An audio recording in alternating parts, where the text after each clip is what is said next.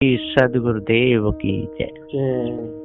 सदगुरु श्री कबीर साहिब की जय। विश्व वंदनीय संत सम्राट बंदी छोर सदगुरु श्री कबीर साहब जी, मेरे हृदय मंदिर के आराध्य परम पुरुष सदगुरु श्री महंत साहब जी, पूजा के योग सभी संत समाज में चरण कमरों में सिर झुका के 3 बार बंदी करता हूँ। बोलिए श्री सदगुरुदेव की जय। सदगुरुदेव जी कहते हैं कि मनुष्य को ऐसे कर्म करना चाहिए जिससे दूसरे को दुख न हो,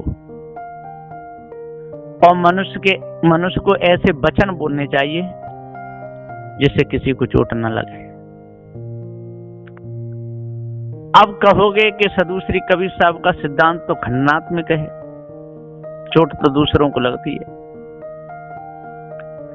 सदगुरु श्री कबीर साहब के वचनों के द्वारा किसी को भी चोट नहीं लग सकती, और जो चोट मान लेते हैं उनकी व्यक्तिगत भूल है। सदगुरु श्री कबीर साहब जी ने तो सबको सुख पहुंचाया, किसी भी प्रकार से कोई दुखी ना हो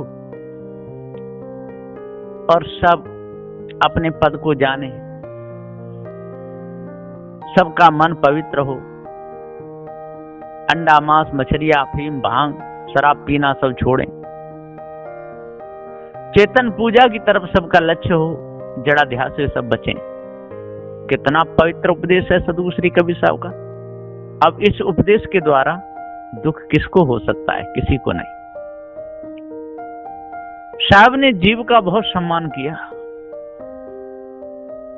और चारों वर्णों को बता दिया कि भाइयों अपनी भूल को निकालो, आप लोगों की भूल मिटेगी, आपको भी शांति मिलेगी और दूसरों को भी सुख पहुंचेगा।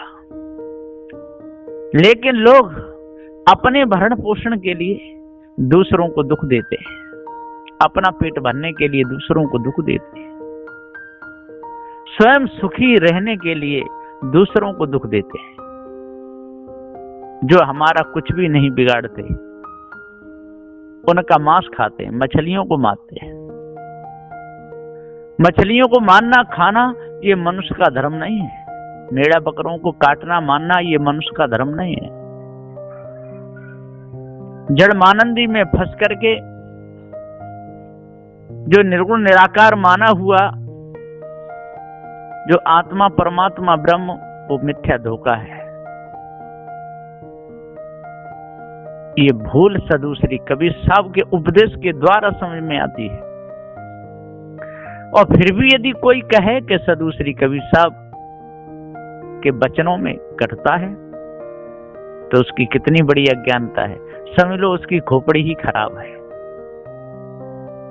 जिसकी खोपड़ी ही खराब हो गई हो उसके लिए तो कोई इलाज है ही नहीं।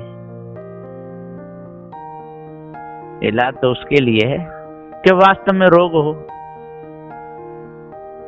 और रोग ही नहीं है, बिना रोग के रोग माने बैठे हैं, हट पकड़ लिए छोड़ते नहीं, उनके लिए क्या इलाज है? तो भाइयों विचार मानो। यदि विचार करोगे तो सदगुरु श्री कबीर साहब जी की वाणी आपको बिल्कुल दुखदाई नहीं बनेगी, क्योंकि दुख है ही नहीं। सदगुरु श्री कबीर साहब जी बड़े दयालु थे, पवित्र हृदय के थे। दुख किसी को पहुंचे ऐसा तो शब्द कहा ही नहीं। सदगुरुदेव ने तो ये कहा, भैया आप गंगा यमुना को पूज रहे हो, ये तो जड़ नदी नाले हैं, इनकी पूजा से आपको कोई शांति नहीं मिलेगी, कल्याण नहीं आपका होगा। कोई सवाल ही नहीं है कि आपका कल्याण हो जाए। आपका कल्याण होगा तो कर्मों के सुधार से होगा। आपका कल्याण होगा तो विषय विकारों के त्याग से होगा। जब तक विषय विकारों को नहीं त्यागोगे तब तक आपका कल्याण होने वाला नहीं।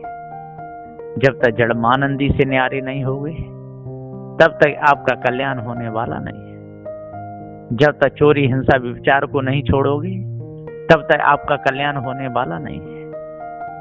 जब तक यज्ञ हवन के नाम पर बकरी बकराओं को काटना नहीं छोड़ोगे तब तक आपका कल्याण होने वाला नहीं। जब तक ब्रह्म ईश्वर परमात्मा आत्मा ये कल्पना अपने अंदर से नहीं निकालोगे तब तक आपका कल्याण होने वाला नहीं है। और विचार करो। यदि विचार करोगे तो ये सारी भूल पकड़ में आ जाएगी, और यदि विचार नहीं किए तो आपकी ये भूल पकड़ में नहीं आएगी। मायावी गुरबा लोगों के गुलाम बने रहोगे। मायावी गुरबा लोगों की गुलामी ने अच्छों का दिमाग खराब कर रखा है, और बड़े बड़े ग्रंथ भी इन्होंने लिख के रखे हैं।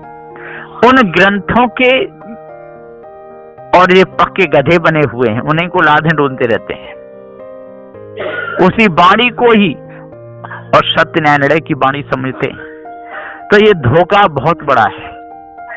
इस विशाल धोखे ने बड़े बड़े ज्ञानी, बड़े बड़े ध्यान चौपट कर दिए। यदि आज इस भूल को यदि आप लोग पकड़ोगे तो किसी की हिम्मत नहीं है कि आपको भ्रम में डाल सके या चोरी हिंसा विचार में आपको फंसा सके। कोई नहीं फंसा सकता। सारे संसार में ऐसा कोई है ही नहीं जो आपको चोरी हिंसा विचार में फंसा दे। जड़ मानंदी में लोग फंस करके वेदों के भ्रम में पड़े हुए 4 फल अर्थ, धर्म, काम और मोक्ष इनको पाना चाहते हैं। कितनी बुद्धि खराब हो गई है। अरे अर्थ तो कमाओगे आपको मिलेगा, और उसके द्वारा पुण्य कर्म करोगे वही धर्म बनेगा। काम, अरे आप कमाओगे तो अपने इच्छुक वस्तु खरीद सकते हो, और मोक्ष यदि इंद्रियों को वश में करोगे तो आपका कल्याण हो जाएगा। मोक्ष होता है अर्थ, धर्म, काम और मोक्ष। ये 4 फल हैं, और इनको लोग कहते हैं परमात्मा की भक्ति से ये मिलेंगे। ये बिल्कुल मिथ्या कल्पना है, धोखा है। इसलिए इस धोखे को अपने अंदर से दूर करो। और सालों के सामीप्य सारूप्य सायुज मुक्ति मिलेगी, ये भी बेकार की बात है। सालों की मुक्ति चाहिए मनुष्य जन्म में आकर के अपने जीवन को अच्छा बनाना, इसी को सालोक मुक्ति कहते हैं। सालोक सामीप्य, पारखी संतों के समीप में रहकर के इस ब्रह्म परमात्मा आत्मा जो सारी कल्पना को त्याग देना चाहिए, ये सामीप्य मुक्ति है। सारूप्य, सदगुरु देव जैसा ही ज्ञान पक्का जड़ चेतन का होना चाहिए।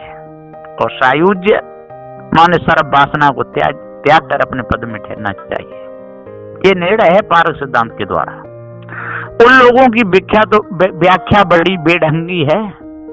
यदि उस व्याख्या की तरफ जाओगे तो पतन ही पतन है।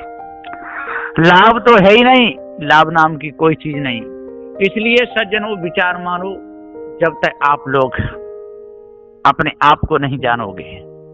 और जिस साम वेद, यजुर्वेद, अथर्ववेद, ऋग्वेद, तौरीत, इंजील, फुरकान, जमूर, इनके चक्कर में फंसे रहोगे तो इधर मुसलमान लोग आपको घसीट के मारेंगे, और इधर ये अंधविश्वास में फंसे हुए 4 वेद 7 18 पुराणों के ज्ञाता जो अपने आप को सनातनी और हिंदू कहते हैं, ये भी घसीट के मारेंगे। ये जानते ही नहीं, हिंदू धर्म को तो जानते ही नहीं, सनातन धर्म को जानते ही नहीं।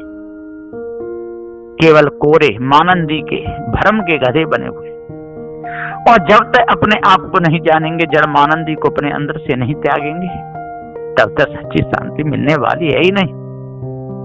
इसलिए जल्दी से जल्दी सावधान हो जाओ। सदगुरुदेव जी माताओं को भी समझा रहे हैं, और पुरुषों को भी समझा रहे हैं, बच्चों को भी समझा रहे हैं, बूढ़ों को भी समझा रहे हैं, सबको समझा रहे हैं। और कहते हैं कि भैया अपने मन को पवित्र करो, खान पान अपना सुधारो, जिन कर्मों के द्वारा अंतःकरण गंदा होता है उन कर्मों को त्याग दो। और आप कहते हो नहीं देवी को खुश करने के लिए बकरा काट रहे हैं, नहीं, ये भूल है। देवी कोई खुश होने वाली नहीं बकरा काटने से। बकरा काटने से कोई देवी खुश होगी? बिल्कुल बेकार की बात। और देवी यदि आपकी बकरा खाती है, आपका ऐसा भ्रम है, तो फिर आप कटवा की क्यों खाती है? मेरे बकरे ढूंढते रहते, उनको पकड़ ले, हिरणों को पकड़ ले, शेर, बढ़िया से बढ़िया जंगलों में कितने जानवर हैं, उनको वो तो खाई लेगी। अपनी खुराक सब ढूंढ लेते हैं, आपको काटने की चढ़ाने की क्या जरूरत है? इसलिए सतगुरुदेव जी कहते हैं कि भैया मन को पवित्र करो, मन के विकारों को दूर करो, पारखी संत गुरुजनों की संगति में लगो, और सदग्रंथ बीजक को मन लगाए करके पढ़ो। जड़ चेतन का ज्ञान हो जाएगा, और भ्रम सारा आपका कट जाएगा, सारी बदली छूट जाएगी, हट जाएगी, सारी बदली छट जाएगी। जब प्रेरक वायु चलेगी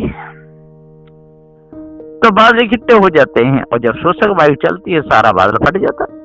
इसी प्रकार से जब पारखी सदगुरु श्री कबीर साहब जी का ज्ञान जो पारख है, इसका सम्मान करोगे, सदग्रंथ बीजक को बढ़िया तरह मन लगा के पढ़ोगे, और जो बीजक के मर्मज्ञ जो संत हैं, इनको बीजक का पूरा ज्ञान है, जड़ चेतन के जो अनुभवी हैं, ऐसे संतों के पास में जाओगे तो आपकी सारी कालमा निकल जाएगी, मन एकदम पवित्र शुद्ध साफ हो जाएगा। इसलिए आज अपने आप को जानो और भर्म को त्यागो, अष्टम आसन धारण कर लो, और भूल कुछ दिखे तो पारगी संतों के द्वारा सुधरवा लो। इसी से आपका उद्धार कल्याण होगा। बस यहीं पर मैं अपनी वाणी को विराम देता हूँ। बोलिए श्री सद्गुरुदेव की जय।